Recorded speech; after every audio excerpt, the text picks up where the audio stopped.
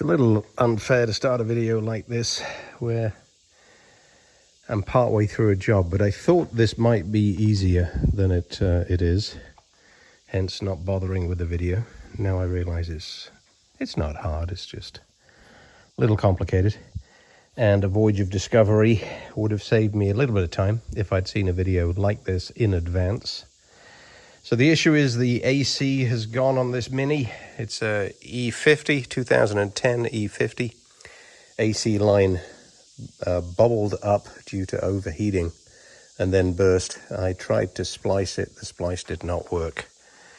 So now I'm having to replace the hose. So the hose is this one here. It's the low pressure return line that goes to the valve body at the front. It's down in the bottom of here. You can see the splice that does not work. It should have worked, but it didn't hold pressure. So that's where it burst, which was convenient for a temporary fix. The hose comes round under the guard at the side, which I've removed, and curves around the front of the machine. It's this one here. And up into the front of the valve body, which is here. So that one's easy to get to. Might take that off first, just to make myself feel better. It snakes around the back of something, a little tricky to untie, but no big deal. I had thought, like a fool, that the hose came to the condenser, and I took the condenser out. And it does not go to the condenser. It comes around under the condenser to the compressor. And it's this hose here at the back of the compressor. So I'm going to take both of those two ends off, see if the hose will go through where it's supposed to go. It should be a quick and easy job. Now I know how to do it and not waste my time taking the condenser out. Well, the first hose is the easy one, just for the straight connector. It'll probably have some Freon in it when I take it off.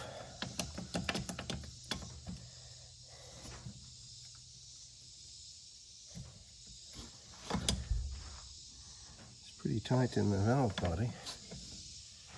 I don't like that, to be honest.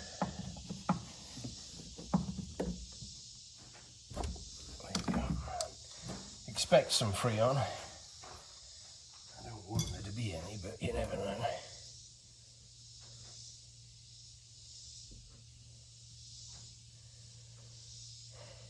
Be nice if there's not. Hold your breath. Well, for two reasons. One is hoping there isn't any. Secondly, so you don't breathe it in. But yeah, that's loose and there is no Freon left in the system at all. This is the straight connector, so this is the one that you thread through first, leaving the brand new end cap on the end as you do it. So now is the slightly more tricky.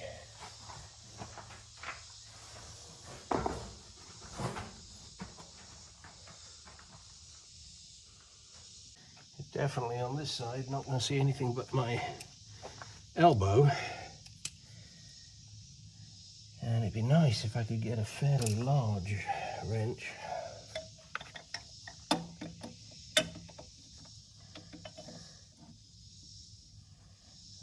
Maybe, if I'm lucky.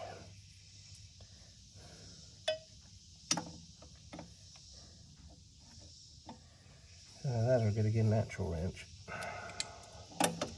Crescent wrench isn't going to fit.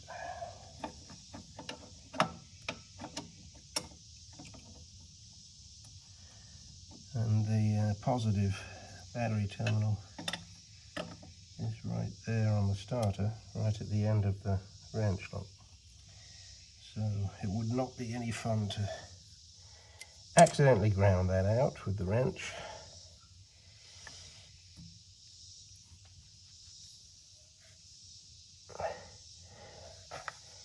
So I might, just for the fun of it, make sure that's covered back up. Yep, so that's popped loose.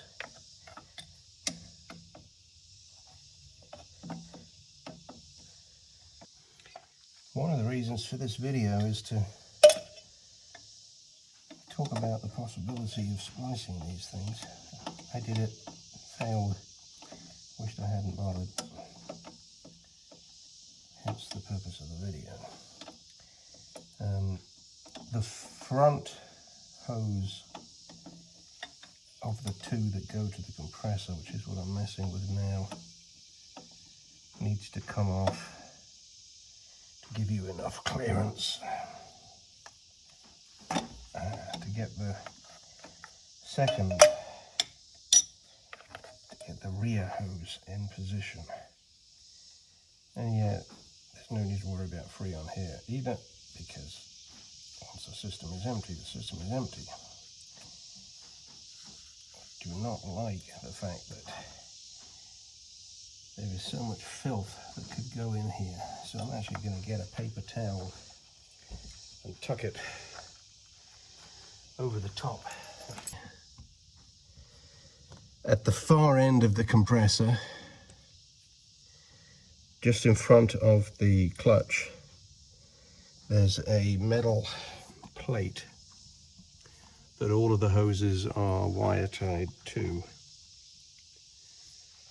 And if you don't snip that off, you cannot get to anything. So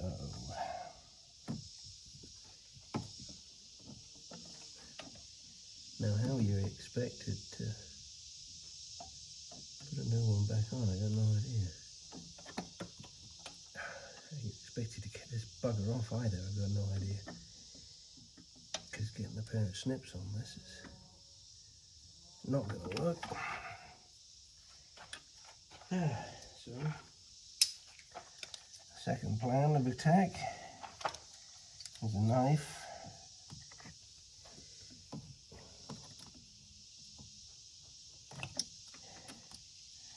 We have a good look what I'm going to be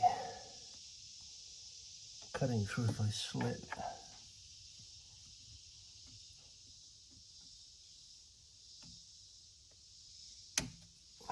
Looks like that did it. So the problem is this S-bend.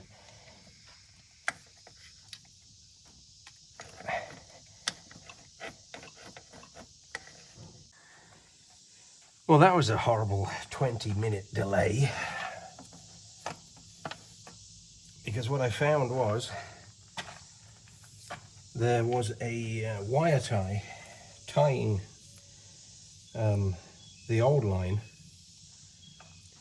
to the second line that I only noticed, I should say only realized was there because it was loose enough to let the old hose slide through,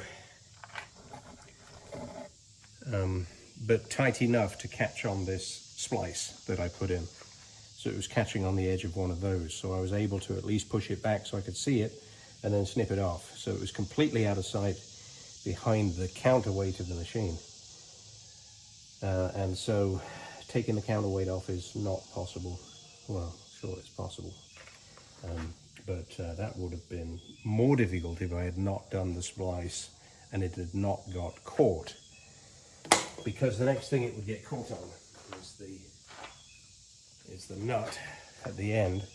And I'm concerned that I got the one with the fill valve, because my argument to the dealer was getting one with or without.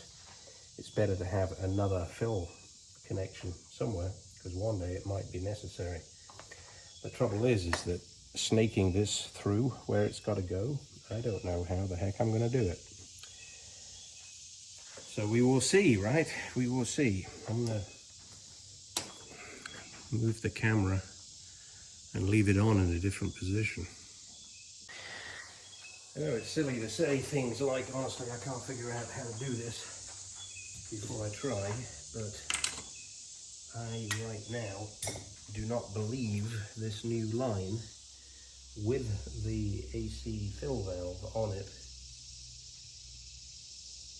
is going to get anywhere near that flipping hole.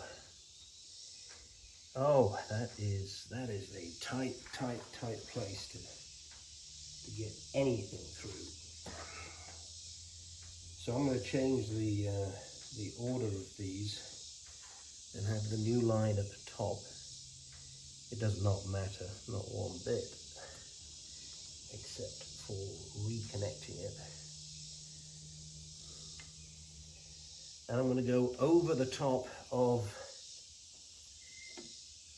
the starter cable, over the top of the second line, and just hope I can bend them out of the way and get them all connected. Let's see. Clearly putting this end through first is going to be the only way, because this end is not going to go. Move my glasses in advance. They're not going to make it. Alright, let's see. I don't know how the heck. That'd be so nice if it'll go through there. Alright, I can rotate it in any direction after I start to feed it. Leaving the cap on the new line so that the filth doesn't get in, and instantly that I'm anywhere near the place I want to be, I'm up against a hard metal construction of some kind, and it does not want to even start. Isn't it funny how something is extremely hard and then all of a sudden it's not? So the problem is that AC fill connector sticks, of course, out at 90 degrees from the end. Without that, it would go through that little tiny obstruction there without difficulty. With that, it takes a lot of effort, and you cannot get to it from this side, and it's blind. But it's through, so that's good news. So I'm going to push it all the way through. I'm going to take the old one out to give some space. Where's the old one? Here's the old one. There's the old connector. That can just get thrown over there. I'm going to push and poke and fiddle, snake it all the way around, and I should be in a good shape. The valve body end of the hose is in place. Snuck around where it needs to go.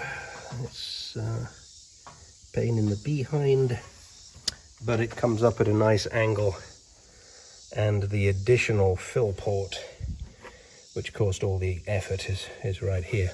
So whether or not that'll ever come in useful, I don't know. I don't think it will.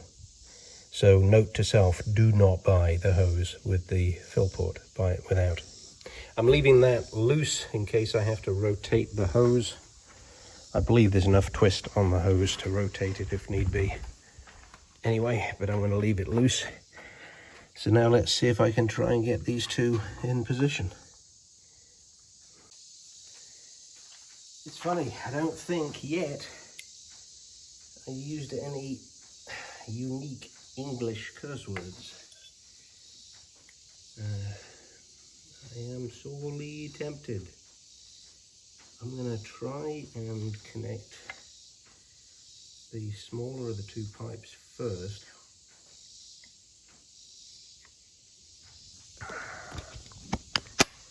So the problem is that the top hose, golly, this hose, if you come down now with it being the last hose in the stack, is at the wrong angle for connection, and it will not twist because there is a solid steel bend on that hose. So this one's got to come off, it's got to get out of the way, this one's got to go underneath it, up that gap behind it and over the top. So let me see if I can get that done.